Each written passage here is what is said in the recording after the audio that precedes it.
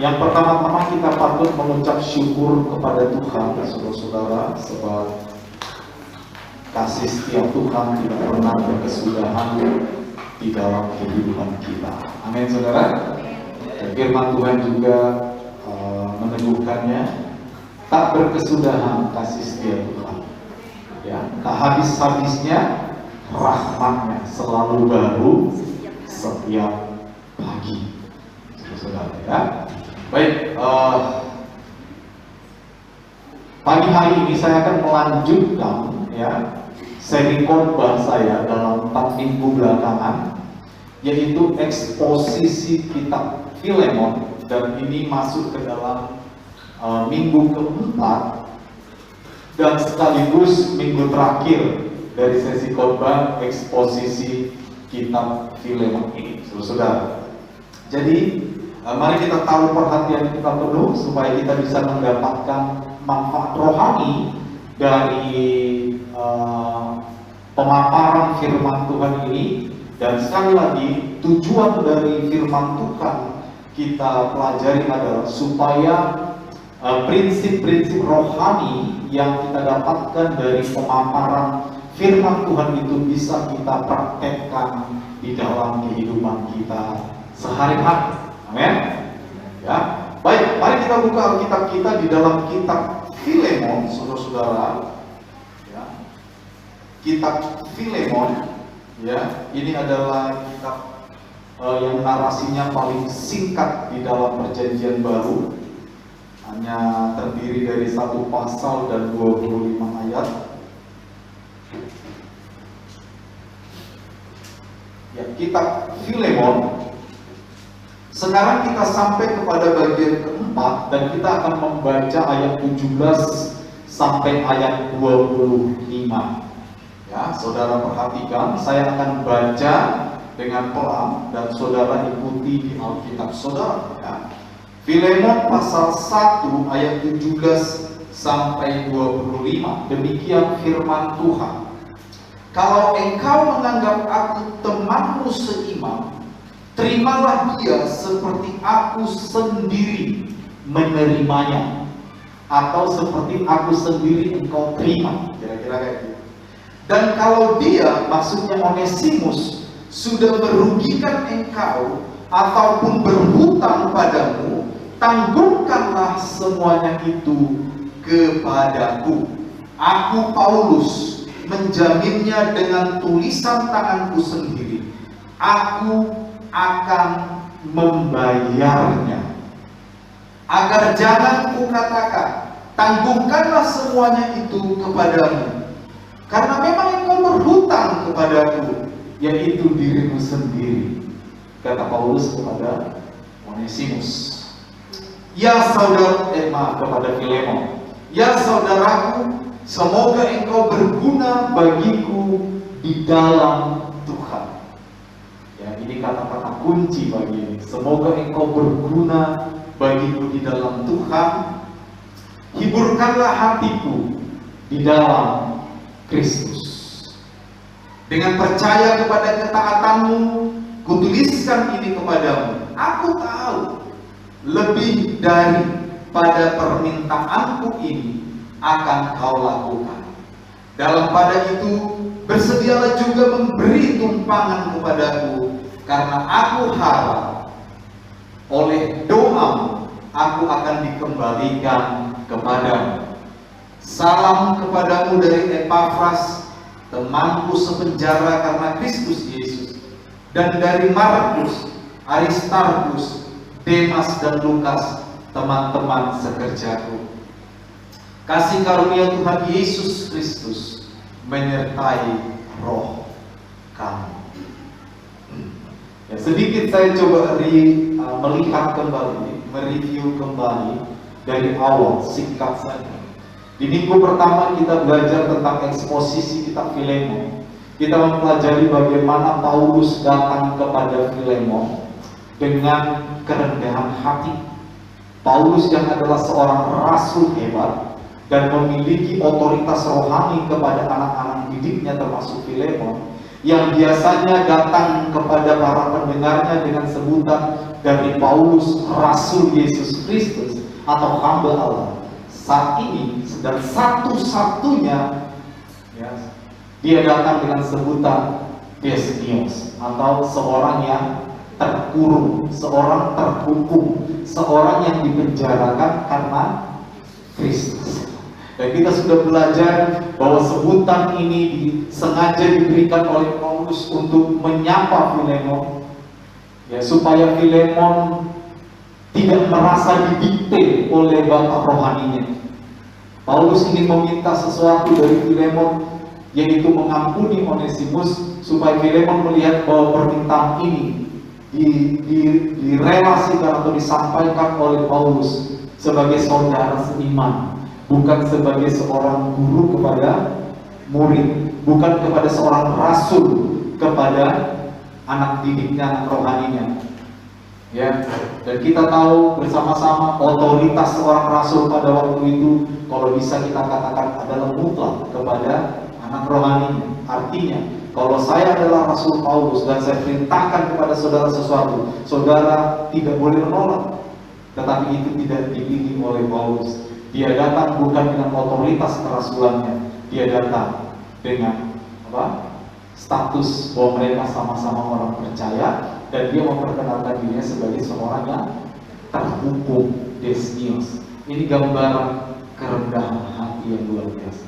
Di minggu kedua kita belajar bagaimana Paulus menggambarkan kehidupan Filemon. Dia adalah seorang percaya. Kemungkinan Filemon dulunya bukan orang Yahudi, tetapi dia bertobat dari suku bangsa lain. Ya, suku bangsa lain. Tetapi ketika dia bertobat, Filemon menjadi begitu mencintai Tuhan. Filemon kemungkinan adalah seorang saudagar. Dia kaya raya. Di dalam praktek hidupnya, dia berhasil mempertahankan imannya kepada Tuhan.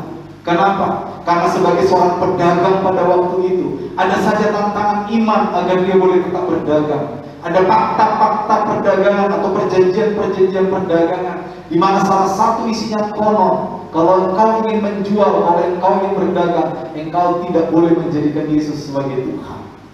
Tetapi Filemon tampaknya menjaga imannya dengan baik. Bahkan kesaksian diri Filemon itu oleh Paulus digambarkan dapat menguatkan rekan-rekan seimannya. Dia yang dikatakan dia dapat menghiburkan orang-orang kudus. Di sini menghibur saudara-saudara itu adalah satu kata yang ditujukan kepada bagaimana Filemon berfungsi dengan sangat baik di tengah-tengah penderitaan orang-orang Kristen pada masa itu. Di tengah-tengah pergumulan orang-orang percaya, Filemon yang tadinya tidak percaya, tetapi ketika di bawah Paulus dia percaya, dia memfungsikan dirinya dengan sangat baik. Dan Paulus memuji Filemon. Bahkan dikatakan Filemon memiliki persekutuan di dalam iman.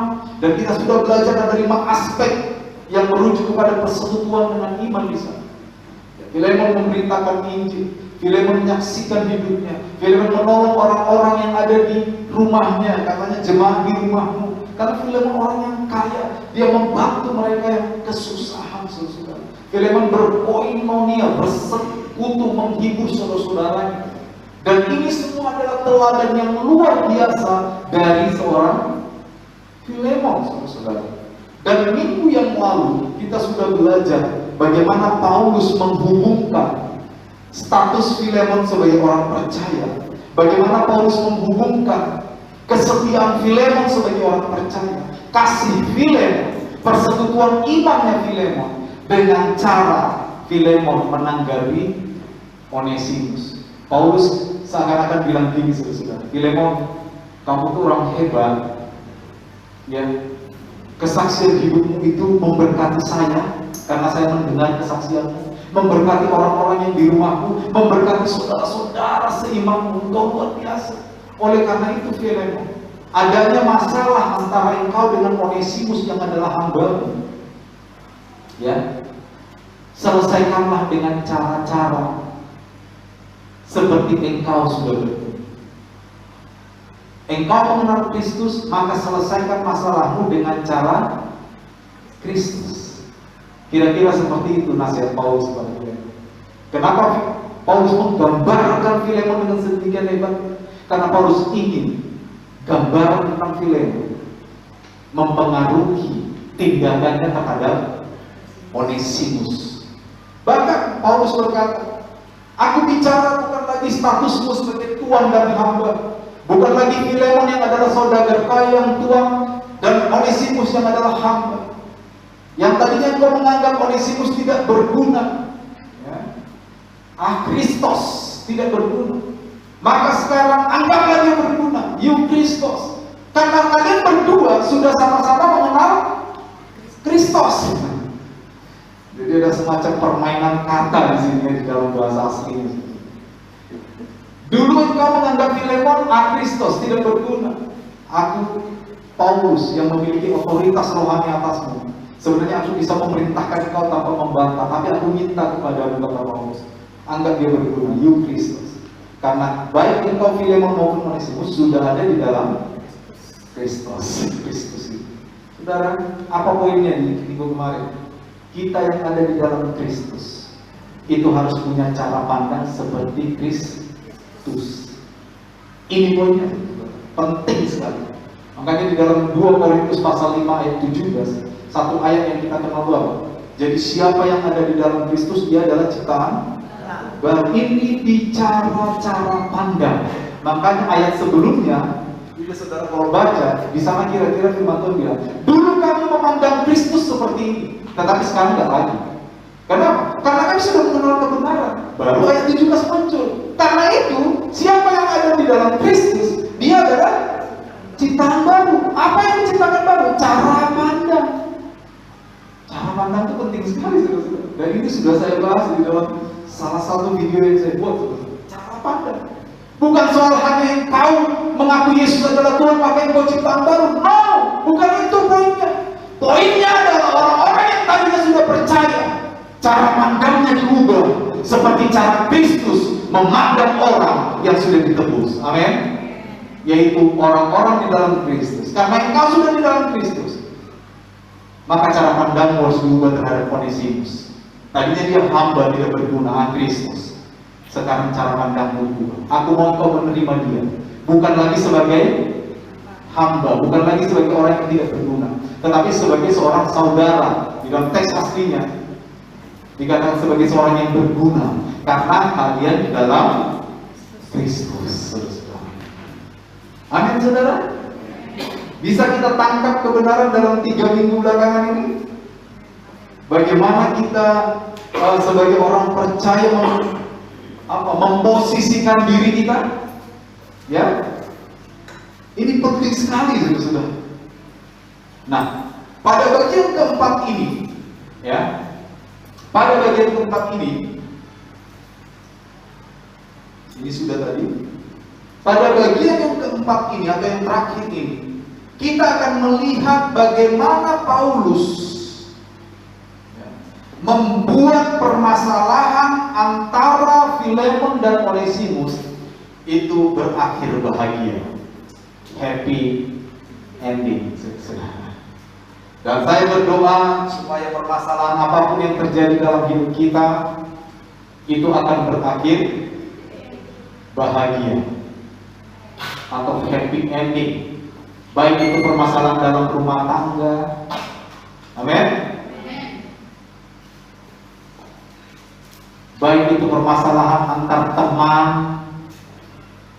ya, baik itu permasalahan di tempat kerja mungkin, ya, dengan tetangga mungkin, ya. Mari kita perhatikan bagian keempat ini supaya setiap permasalahan kita berakhir bahagia. Dan ini yang diinginkan Paulus bagi Filemon. Kira-kira Paulus itu seperti berpikir, aduh Filemon, sia-sia nanti kamu menjadi orang percaya, sia-sia kamu memimpin jemaat di rumahmu, sia-sia kalau kamu selama ini sudah dikenal sebagai orang yang sangat luar biasa secara rohani, kamu memiliki kesaksian hidup yang baik, hanya gara-gara masalah dengan Onesimus. Jangan sampai semua itu menjadi rusak. Kita mengenal istilah di dalam dunia yang dikutip dari firman Allah, ya, peribahasa, karena nila setitik rusak susu sebelanga. Ya, kalau belanganya kecil, kalau pas dia masak belanganya besar gini, kan rugi kan? Ya, itu peribahasa itu dari Alkitab. Saudara pernah baca itu di Alkitab? Ayo, ya nanti cari ada di mana tuh di Alkitab. Di kitab Perjanjian Baru ya. Bila setitik rusak susu sebelah saudara. Ya. Nah, oke, kita maju. Ya, sekali lagi bagian terakhir ini kita akan melihat bagaimana Paulus menginginkan masalah Filemon dengan Onesimus berakhir bahagia. Nah, apa yang dilakukan oleh Paulus, saudara? Paulus mengambil tanggung jawab. Ini penting. Sebagai orang-orang percaya kepada Tuhan, jangan suka lari dari tanggung jawab. Lari Pak, Pak lari Pak, iya sehat Pak, enggak, ini saya sedang lari dari tanggung jawab. Jangan suka lari dari tanggung jawab. Jangan suka membebankan kepada orang lain beban yang tidak seharusnya dipikul orang lain. Ya, manusia itu punya kodrat tidak mau disalahkan, betul? Kalau cerita masalahnya pasti apa? Nah, gitu. Untung saya belum sebut omanya, oma yang berbukan itu. Betul nggak? Makanya kalau dengar cerita dari orang lain jangan sepihak.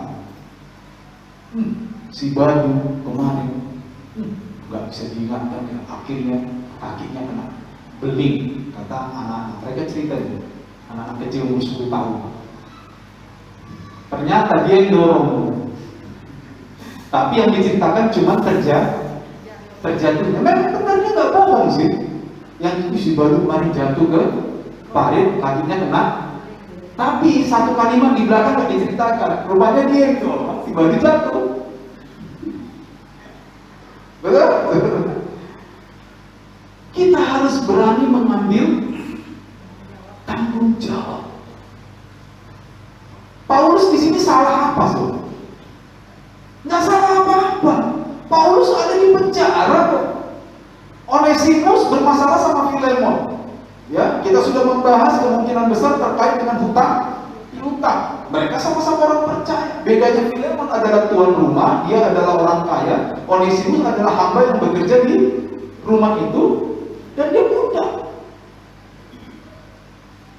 Paulus tidak salah apa-apa, tapi karena Onesimus sudah pergi kepada Paulus nggak bilang, "Alah, itu urusanmu, saya nggak mau ngurus, capek." Bukan.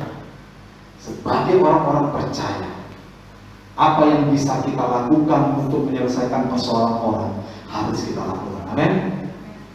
Jangan menambah persoalan. Sebagai orang-orang percaya, kita harus menyelesaikan persoalan. Ayo, berapa kali kita punya pengalaman? Kita semua, saya juga. Berapa kali kita punya pengalaman? Gak usah dijawab ya, diketawain aja dirinya sendiri. Karena kalau kita mampu mentertawakan diri kita sendiri, kita sehat. Berapa kali kita bukan malah menyelesaikan masalah, tapi memperkeruh masalah? Jawab dalam hati. Ini perlu kita perhatikan.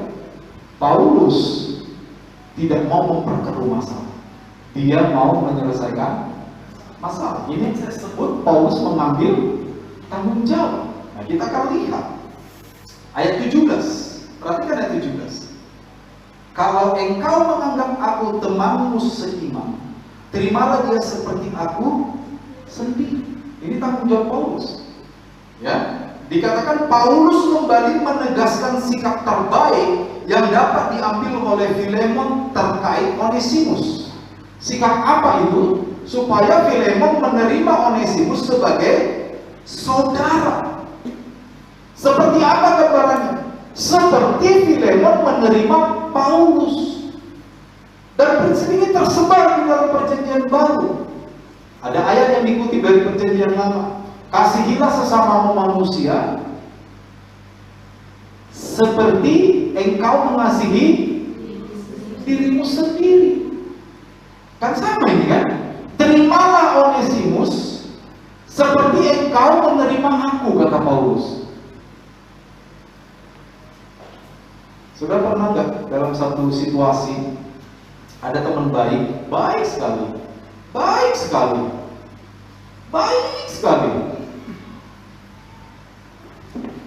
Satu kali dia bikin salah sama saudara, lalu saudara bilang, "Tidak masalah lah, kita kan teman."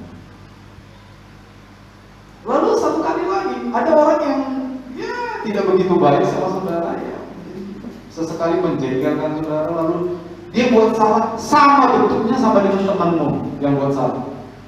Tapi respon kita bisa beda, betul kan? Kenapa respon kita nggak sama seperti ini? Jawabannya apa? Siapa yang bisa jawab? Dapat permen.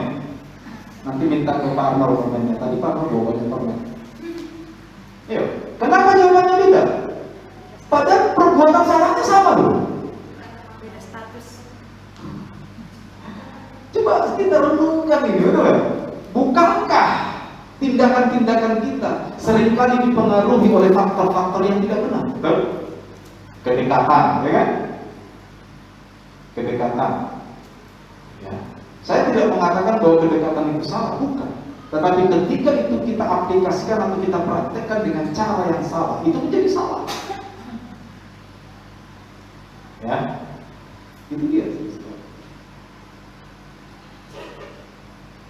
Satu kali seorang teman yang baik tadi, yang baik ini menghilangkan uang saudara 50.000. Saudara tepuk mulai, sudahlah, no swear, nggak apa-apa kecil. Tapi satu kali orang lain menghilangkan uang kita 50.000. Kadang-kadang dia mencengkelkan kita, kali itu dia hilangkan lagi 50.000.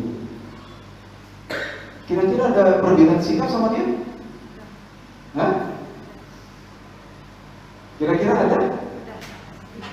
Nah, itu. Padahal kesalahannya sama-sama menghilangkan uang kita 50.000. Nah, kita perlu renungkan kenapa sikap kita berbeda. Ini salah satu poin dalam khotbah ini. Apakah kita tidak bisa saja mengambil tanggung jawab kepada orang ini? Memang kita tidak biarkan saja begitu orang berbuat salah, betul lah. Kita harus mendidik dia dengan kasih, kita ingatkan dia. Mungkin dalam satu titik ketika dia sudah tidak bisa dibentuk lagi, ya nah, mungkin dalam satu titik. Tapi kita tetap mengasihi dia. Ini namanya mengambil suatu tanggung jawab. Kalau saya lihat ada orang lain tidak bertumbuh imannya, saya sebagai orang percaya, ya, apa yang bisa saya lakukan untuk orang ini bertumbuh imannya? Satu kali saudara-saudara, ini peristiwa saya ingat ini. Ada seorang teman saya di Sumbawa ini, saudara pasti nggak kenal ya. Sudah nggak ada di Sumbawa dia sekarang. Pokok teman saya kan banyak, ya, teman saya. Dia rokokan. Tapi dia pelayanan aktif, dia pelayanan. Satu kali itu saya berkunjung ke rumahnya dan dia rokokan.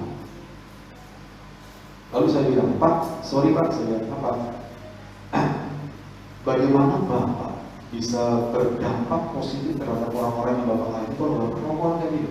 Bapak layani bagaimana kan gini, tapi Bapak rokokan kayak gini. Berhenti merokok Pak, supaya dampak Bapak itu bagus."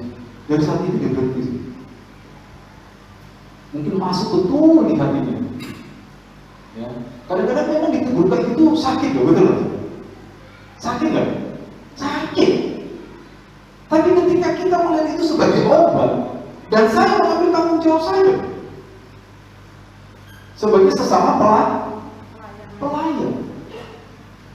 Sebagai sesama pelayan, saya melihat kalau Bapak ini teruskan kebiasaannya merokok, sementara dia adalah seorang pelayan.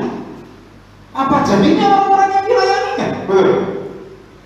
Maka saya sebagai hamba Tuhan, sebagai seorang pelayan yang setara dengan dia, maka saya katakan, Bapak nggak akan berdampak apa-apa kalau Bapak terus rokok. Berhenti Pak. Dan puji Tuhan dia berhenti. Itu saya mengambil tanggung jawab. Ya, itu salah satu bentuk tanggung jawab, saudara. Ya, kita lanjutkan. Ya, Paulus meminta Filemon menerima Onesimus sebagai seorang yang berguna, sebagai seorang saudara. Tapi, perhatikan, tapi Paulus bilang sama Filemon, gini Filemon, soal hutangnya Onesimus, biar saya yang bayar. Ini bentuk tanggung jawab, betul lah. Di ayat 18 dikatakan apa? Dan kalau dia sudah merugikan engkau ataupun berhutang padamu, tanggungkanlah semuanya itu kepadaku, kata Paulus. Jadi Paulus itu bukan orang yang mengambil kesempatan. Saya kan rasul, saya kan punya hak rohani atas kamu Filemon. Lagian kamu tuh kaya, seberapa sih hutangnya Onesimus? Bisa aja Paulus ngomong gitu, betul lah? Bisa. Tapi Paulus enggak. Ini dah, secara rohani saya minta kamu menerima Onesimus sebagai seorang yang berguna, sebagai saudara, sama seperti engkau memandang saya sebagai seorang yang berguna. Tapi hutang-hutangnya aku yang bayar. Saudara lihat bentuk tanggung jawab. Memang tanggung jawab itu bentuknya beda-beda, tergantung kondisi, tergantung permasalahan apa yang kita sedang hadapi. Intinya bukan bentuk dari tanggung jawab itu, tetapi intinya adalah bahwa setiap orang percaya di dalam menyelesaikan masalah seharusnya berani mengambil tanggung jawab. Amin, saudara. Amin. Itu poinnya, itu di sini poin besarnya. Bentuk tanggung jawab bisa macam-macam. Paulus di sini karena Onesimus berhutang, dia tahu Onesimus sudah punya uang, ya, dia hanya minta supaya Filemon mengampuni Onesimus, terima dia sebagai seorang yang berguna, sebagai saudara. Tapi soal hutangnya, Paulus bertanggung jawab, saya yang bayar. Dia nggak bilang kamu ini berhutang nyawa sama saya, karena di sini kan dikatakan, ya, sebenarnya kamu berhutang itu hidupmu sendiri, kata Paulus. Kamu hutang nyawa sama saya. Kalau saya nggak izinin kamu, nggak percaya kamu. Tapi nggak apa-apa lah, bukan itu yang mau saya mungkin, kata Paulus. Saya pengen kamu mengampuni Onesimus, hutangnya saya bayar sama kamu. Dia guys, ini adalah bentuk tanggung jawab yang terukur, saudara. Amin. Setiap orang percaya seharusnya memberikan tanggung jawab yang terukur untuk menyelesaikan setiap persoalan dalam hidupnya. Amin. Jangan nanti ada persoalan, saudara nyalain orang lain, nyalain si A, nyalain si B. Pernah ada suami istri itu, kalau bukan karena kamu, kita nggak berantem. Saudara, berantem itu butuh dua orang, betul? Ada orang berantem sendiri. Hah? Siapa yang pernah berkelahi sendiri? Yang suami istri ya? Enggak, berkelahi itu butuh dua orang. Jadi kita nggak bisa bilang ini gara-gara dia nih Pak, nggak bisa. Ya. Ini gara-garanya berdua, saudara. Saya senang kalau di dalam menyelesaikan masalah kita mengambil tanggung jawab. Oke, sudah begini, oke lah. Ini jangan berani. Ini yang harus saya ubah. Ini yang harus saya lakukan. Kamu, ini yang harus kamu ubah. Ini yang harus kamu lakukan. Happy ending, betul? Betul? Jangan kira saya pendeta nggak pernah bersoal sama istri, berantem. Pernah. Ya kan? Kan ada lagu tuh, pendeta juga manusia punya rasa, punya hati, jangan samakan dengan apa? Pendeta juga kan kita punya rasa, punya hati, betul kan? Kalau saudara tanya, Pak pernah nggak berselisih paham dengan istri? Oh pernah. Saya nggak malu ngaku di sini. Karena apa? Nggak malu untuk ngaku. Karena selesai dengan baik. Betul? Happy ending. Kenapa happy ending? Karena sama-sama mengambil tanggung jawab. Kenapa suami istri kadang nggak happy ending? Karena saling tunjuk. Kamu harus berubah, kamu harus berubah, kamu terus. Kenapa nggak sekali-kali saya harus berubah? Haleluya.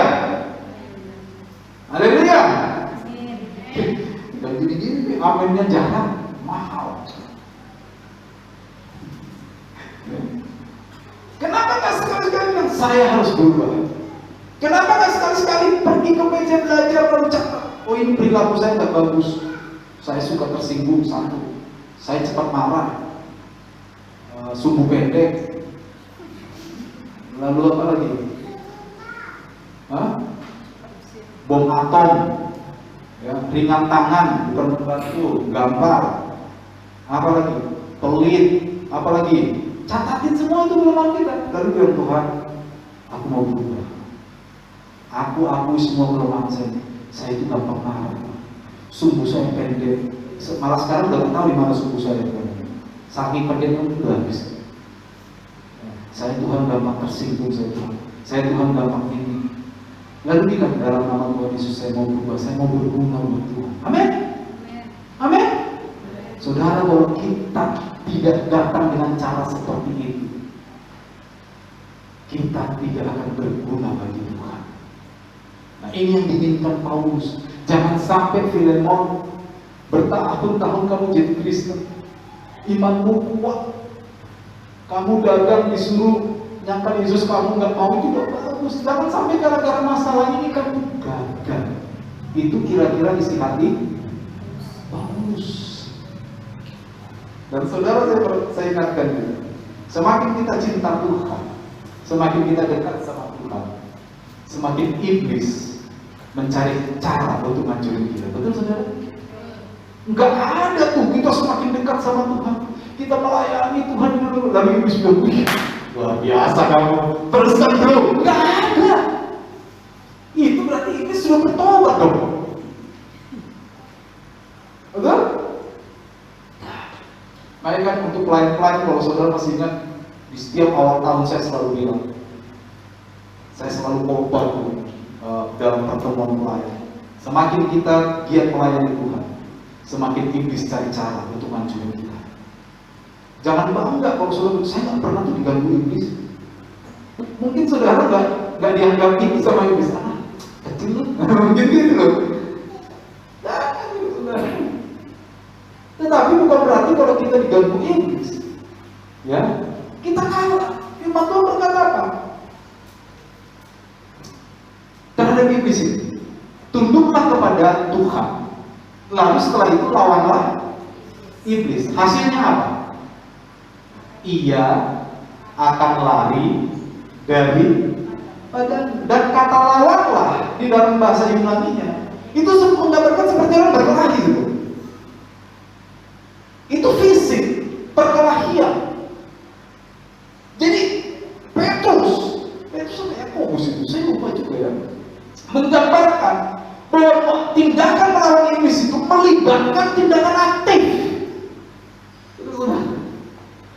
Jadi semakin kita cinta Tuhan, semakin kita datang sama Tuhan, Tuhan ini hidupku kuberikan padamu, aku mau sungguh-sungguh jadi orang percaya, aku mau melayani orang lain, aku mau mengambil tanggung jawab.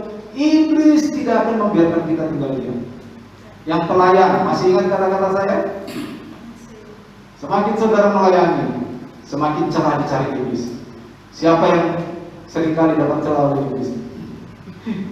Mau melayani, saya punya teman dulu, bukan satu gereja sama dia. Setiap kali mau melayani, selalu dia berkata, Pak, saya mau setiap kali melayani, kok ribut saya sama suami saya ya? Itu celah. Tinggal bagaimana kita menanggapinya, betul? Amin? Tinggal bagaimana kita meresponi. Saya setiap kali mau ke gereja, ada aja yang bikin saya emosi. Itu tinggal saudara, mau emosi apa enggak? Betul? Nah, kalau kita nggak mengalami pertumbuhan, digoda dengan barang satu tetap emosi, kita berarti tidak mengalami yang namanya peningkatan. Makanya minggu lalu saya gambarkan orang Kristen itu bagi saya seperti pasukan di angkatan bersenjata, ya, tidak sedang memandang rendah, tetapi saya mau tanya, apakah seorang Kopassus yang terlatih akan ditempatkan jadi seorang babinsa? Hah? Tidak. Seorang babinsa atau babin kamtipmas, kalau tentara babinsa ya, kalau babinsa Mereka adalah orang-orang yang biasanya pelatihannya sederhana, betul? Ya, tentara, pelatihannya sederhana. Tapi kalau saudara sudah diterjunkan ke operasi-operasi khusus, dikirim ke Libanon, pasukan senyap, pasukan Multor, dikirim untuk menumpas pemberontakan Somalia yang dikirim cuma 10 orang, senyap. Seperti yang baru dikirim ke Papua, pasukan setan. Namanya aja pasukan setan. Kenapa pasukan setan? Konon katanya pergerakan mereka tidak bisa dideteksi. Saya mau tanya, latihannya bagaimana tuh? Nah? Spesial dong. Mana ada? Pasukan Multor, pasukan senyap, pasukan setan, ayo, pulang. Belum saya pakai, belum makan. Dia pulang, betul? Mana ada itu? Nah, kalau saudara nanti searching di YouTube, coba cari bagaimana latihannya. Kalau di Amerika itu tim SWAT, Special Weapon and Tactic ya, SWAT. Di Indonesia itu seperti pasukan-pasukan khusus. Mereka latihan luar biasa, betul? Diikat tangannya, pakai rantai, diikat kakinya, dimasukkan ke laut, suruh membebaskan diri. Ada yang mati? Ada. Tapi mereka udah kontrak kematian, enggak dituntut. Mau jadi babinsa latihannya gitu? Saudara mau jadi babinsa atau pasukan Multor? Di dalam Tuhan, saudara. Di dalam Tuhan. Ya, mari kita ambil tanggung jawab. Jangan pernah lari dari tanggung jawab. Ini bentuk keseriusan kita mengikuti Tuhan. Ya. Berikutnya, kalau kita mencermati ayat 18 dan 19, dikatakan gini, aku Paulus menjaminnya dengan tulisan tanganku sendiri, aku akan membayarnya terkait hutangnya Onesimus tadi.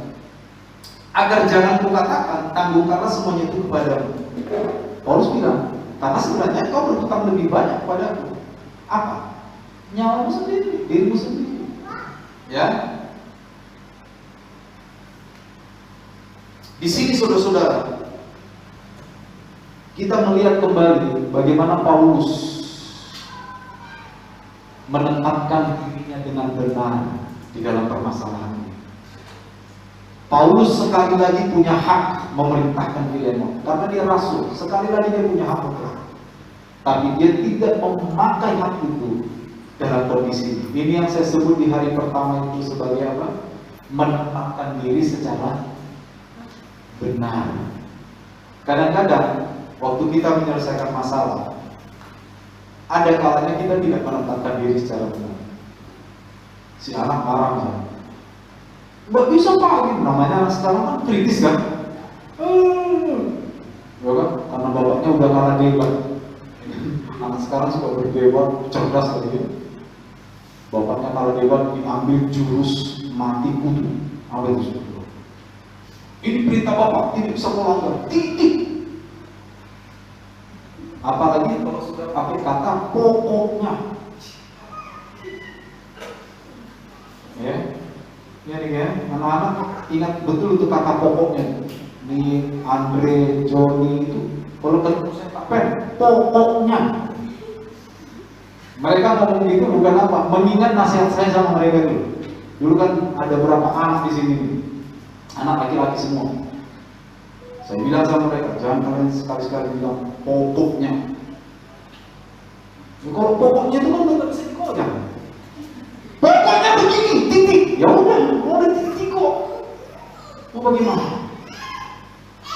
Jadi saudara-saudara, sekali lagi mari kita menempatkan diri dengan tepat dalam setiap persoalan. Amin. Bagaimana supaya kita bisa menempatkan diri dengan tepat? Pahami persoalan dalam hidup kita. Pahami. Saya biasanya kalau ada orang datang kepada saya konseling, saya mau dengar orang itu lama dulu. Coba cerita, apa persoalan? Dia cerita semua. Dan biasanya saya bisa menangkap 3 hal dari sini. Yang pertama, apa yang dia katakan itu saya dengar. Yang kedua, apa yang sengaja dia tidak katakan. itu saya bisa tangkap. Karena ada orang biasanya curhat, tapi ada hal-hal tertentu dia sembunyikan, betul? Itu saya bisa tangkap. Karena rangkaian kata-kata tadi ini tanpa dia sadar, kadang-kadang dia nggak konsisten, ada dia sembunyikan. Dan yang ketiga, saya biasanya bisa tangkap, ya, apa yang dia tidak bisa katakan di dalam hatinya. Kadang-kadang terlalu sesak. Cerita, dia tidak mau mengungkapkan. Bukan berniat menyembunyikan, tapi dia tidak mampu mengungkapkan. Sebenarnya seorang konselor itu menguasai 3 itu. Ya, seperti itu saudara. Jadi, kalau saudara ingin menyelesaikan masalah, tempatkan dirimu dengan tepat dalam masalah itu. Supaya apa? Supaya pikiran-pikiran kita tidak dipengaruhi oleh hal-hal yang tidak penting. Kenapa membuat kita emosi? Kenapa membuat kita gagal dalam menyelesaikan masalah? Karena seringkali pikir sesuatu yang tidak penting itu justru menguasai jalannya pikiran kita. Dan ya seperti tadi itu, bisa faktor kedekatan. Jadi hati kita belum apa-apa sudah condong kepada teman dekat kita misalnya. Di dalam rumah tangga juga gitu kadang-kadang. Waktu kita bermasalah, kita bersoal, banyak hal-hal yang tidak penting masuk. Buktinya apa? Berapa banyak suami istri kalau bertengkar mungkin masa lalu. Akui dalam hati saja ya, gak usah bersuara ya, nanti saya tahu. Berapa banyak suami istri kalau udah bertengkar, padahal masa lalu kan sudah selesai kan? Sudah selesai kan? Harusnya diselesaikan apa yang sedang dihadapan kan? Tapi saya begini, memang dari dulu kamu memang begitu. Ya, hati-hati nih saudara, hati-hati. Kita tidak akan menyelesaikan masalah, malah kita akan memperumit masalah. Belajar dari bagaimana Paulus memberi nasihat kepada Filemon. Paulus menempatkan dirinya dengan sangat tepat. Sekali lagi, dia bisa saja perintahkan Filemon harus begini, titik, pokoknya, tapi tidak. Nanti itu membuat Filemon tunduk. Bukan karena kesadaran, tetapi dia tunduk karena apa? Terpaksa. Tempatkan diri kita sebagai orang percaya dengan baik. Ya. Perhatikan. Sekali lagi Paulus mengambil tanggung jawab tersebut sebagai harga atas permintaannya kepada Filemon. Filemon, ampuni Onesimus. Saya juga mengambil tanggung jawab. Saya bukan mau perintahkan saja. Soal hutangnya saya bayar. Kalau kita ke cara-cara Paulus menyelesaikan masalah ini, bukankah ini merupakan cerminan tindakan penebusan Kristus bagi manusia? Betul? Apa yang saya maksud cerminan? Ini pola Kristus, sudah mengampuni orang, pola Kristus menyelesaikan masalahnya. Dari mana kita tahu? Dari Filipi pasal 2 itu. Sudah nanti baca, dikatakan gini. Dia yang tadinya adalah Allah. Ya, Allah. Kalau kita dengar kata Allah, kita di sana ada nuansa kemahakuasaan, ya, kemahadiran, omnipresent, ya, omnipotent, kemahakuasaan, omni segala-segalanya, bisa segala-galanya. Tapi lihat apa yang dilakukan Kristus. Dia yang tadinya adalah Allah, tidak menganggap kesetaraan dengan Allah sebagai hak yang harus dipertahankan. Berarti semua fasilitas kealahannya, semua fasilitas kealahan dalam Kristus itu dilepas, tidak dipakai. Tetap melekat pada dirinya, tapi tidak dipakai. Ini sama begini. Misalnya, saya sebagai Kapolda, misalnya kepala polisi daerah. Kalau Kapolda itu pangkatnya minimal apa? Apa pangkatnya? Irjen. Itu udah tinggi, semuanya. Irjen. Lalu saudara, suatu hari saya tidak bertugas. Suatu hari saya ingin menyelesaikan masalah di suatu kampung. Saya bisa saja datang dengan seragam polisi, lalu Kapolda, semua ada pangkat, sehingga nilai kehadiran saya itu menjadi lebih tinggi. Tetapi karena saya tahu bukan itu yang dibutuhkan oleh mereka, maka saya lepaskan seragam. Saya datang sebagai orang biasa. Apakah saya masih Kapolda? Masih melekat Kapolda saya di dalam diri saya? Tapi dengan sengaja saya tidak mau memakai otoritas seorang Kapolda itu. Kira-kira kayak gitu. Yesus tetap Allah. Makanya dikatakan Yesus itu 100% Allah, 100% manusia. Dia adalah Allah, tapi dia tidak memakai keallahannya. Secara sengaja dia tidak menggunakan keallahannya. Sehingga apa? Sehingga dalam keadaan seperti itu dikatakan ia mengosongkan dirinya. Kenosis, dikosongkan. Sama sekali keallahan itu tidak dipakai. Bukan tidak ada dalam dirinya, ada. Makanya kalau saudara nanti baca Injil, berulang kali Yesus juga ada. Coba tuh panggil sama malaikat apa? Malaikat, betul? Di taman Getsemani. Lalu Iblis berkata, jatuhkan dirimu. Kamu kan anak Allah. Kata anak Allah itu melekat keallahan saudara.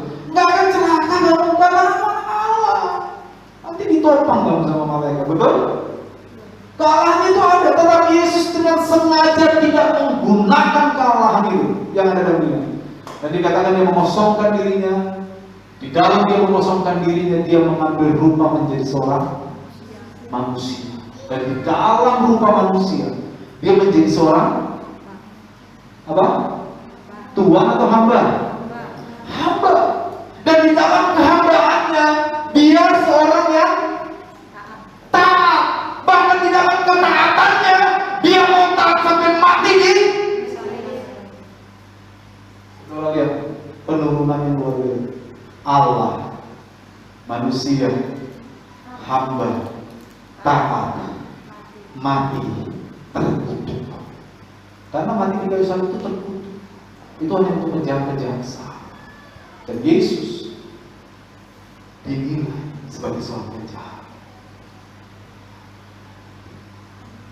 Nah, ini pola Yesus menyelesaikan masalah. Akhirnya masalah dosa manusia terselesaikan. Terselesaikan. Makanya setelah Yesus mati, baru muncul kalimat. Ya, baru muncul kalimat. Barang siapa di dalam Kristus. Kalau saudara baca kitab Efesus nanti, banyak saudara nanti ketemu di dalam Kristus, di dalam Kristus, ento Kristo, di dalam Kristus, di dalam Kristus. Kenapa? Karena Kristus menjadi pusat, pola. Menjadi pola ini penting sekali.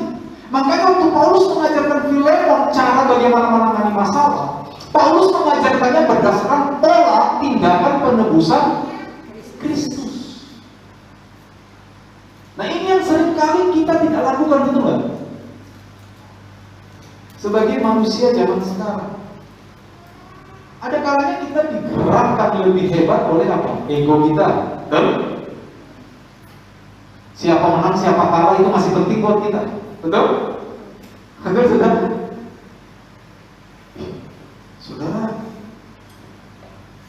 oh iya, masih baru. Masih penting kan buat kita siapa menang, siapa kalah kan? Itu tidak mudah dilepaskan. Saya mengakui itu tidak mudah. Itu tidak mudah. Tetapi bukankah Kristus telah mencontohkannya? Dan ayat itu nggak berhenti di sana. Ayat itu disambung. Itulah sebabnya Allah sangat meninggikan Dia. Lalu sebagai hasil dari peninggian itu apa? Memberikannya nama di atas segala nama. Pada waktu itu, nama itu sangat penting. Penting sekali. Makanya nama-nama orang dulu itu walaupun kadang tidak modern, tapi penuh makna, betul nggak? Ya kan? Kalau nama-nama anak sekarang keren-keren, tapi kadang nggak bermakna. Ya? Kadang loh ya. Ada nama anak teman saya susah itu disebutnya, padahal orang Jawa. Saya canda sama istri saya, kenapa orang Jawa sekarang nggak ada lagi kasih nama Suparman ke anaknya ya? Atau Sutejo gitu. Saudara yang baru menikah ini kalau nanti punya anak, mau kasih anaknya namanya Sutejo? Atau namanya Leopard, Giovanni, Safir? Itu keren loh, tapi susah bacanya itu. Ini orang Portugis. Anak saya kasih nama Hagia, itu bahasa Yunani karena bapaknya pendeta, artinya kudus. Sisanya Indonesia, Ananda, Putri. Tadinya mau saya kasih bahasa Indonesia, Hagia, Ekpa, Basilea. Susah.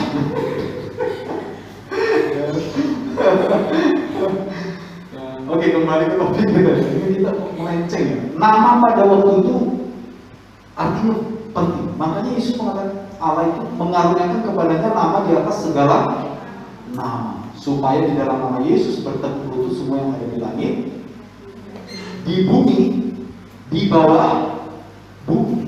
Bagi pandangan orang Yahudi waktu itu, alam semesta itu mencakup langit, bumi, bahkan di bawah bumi sebagai alam tempat orang-orang mati. Yesus itu berkuasa atas kematian. Jadi kata-kata itu punya dampak yang hebat. Kenapa Yesus bisa berdampak seperti itu? Karena dia mengosongkan dirinya. Ini pola. Untuk mengampuni seseorang kita perlu mengosongkan dirinya. Betul saudara? Betul? Kita mengosongkan. Oke, saya mengampuni kamu. Untuk menyelesaikan masalah, kalau semua terus saling menyalahkan, nggak akan ada solusi. Betul? Ada titik di mana kita harus mengatakan, oke, kita sama-sama berubah. Amin? Jangan cuma kamu berubah, digantungkan lagi. Kamu berubah, saya juga harus berubah. Itu baru masalah kita selesai. Amin? Oke, next. Ya saudaraku, kalimat ini menunjukkan ketulusan Paulus terkait hubungannya dengan Filemon, penuh dengan hubungan yang diwarnai dengan kasih sayang. Sebagaimana Onesimus diharapkan berguna bagi Filemon, demikianlah Filemon seharusnya berguna bagi Paulus. Dalam hal ini, kebergunaan Filemon terkait dengan penerimaan dan rekonsiliasi yang disetujui oleh Filemon terhadap Onesimus. Sebagai dampaknya, apa yang telah dirasakan oleh orang-orang kudus di ayat 7 kemarin yang kita bahas, karena kasih Filemon, itu juga dirasakan oleh Paulus. Reputasi Filemon pada akhirnya tampak nyata dalam sikapnya. Kemarin saya ikuti suatu bahasa kan, perbuatan itu berbicara lebih keras dari perkataan. Action speaks louder than words. Kita bisa saja ngomong dengan cara yang indah, tapi kalau apa yang kita omongkan tidak sesuai dengan perkataan kita, tidak ada artinya. Amen? Makanya reputasi kita sebagai orang percaya itu harus tampak dalam tindakan. Artinya gini, pendeta Samuel itu seorang Kristen, seorang pendeta, maka kelakuan saya harus menggambarkan bahwa saya sebagai pendeta dan orang Kristen. Itu maksudnya. Oh, haleluya. Harapan Paulus terhadap Filemon diakhiri dengan sebuah pernyataan bagus. Percaya kepada ketaatan. Artinya apa? Paulus yakin Filemon taat. Seperti itulah Kristus punya keyakinan kepada kita. Tuhan ingin kita menjadi taat. Salah satu makna semantik yang dapat kita tarik dari frase kata Paulus dipenuhi oleh keyakinan bahwa Filemon akan melakukan apa yang telah ia minta terkait Onesimus. Selanjutnya dari 22-25 Paulus merencanakan untuk datang untuk menemui Filemon. Masalah selesai, happy ending kalau kita mampu menempatkan diri dalam posisi yang benar dan mampu mengosongkan diri. Amin. Tuhan memberkati kita.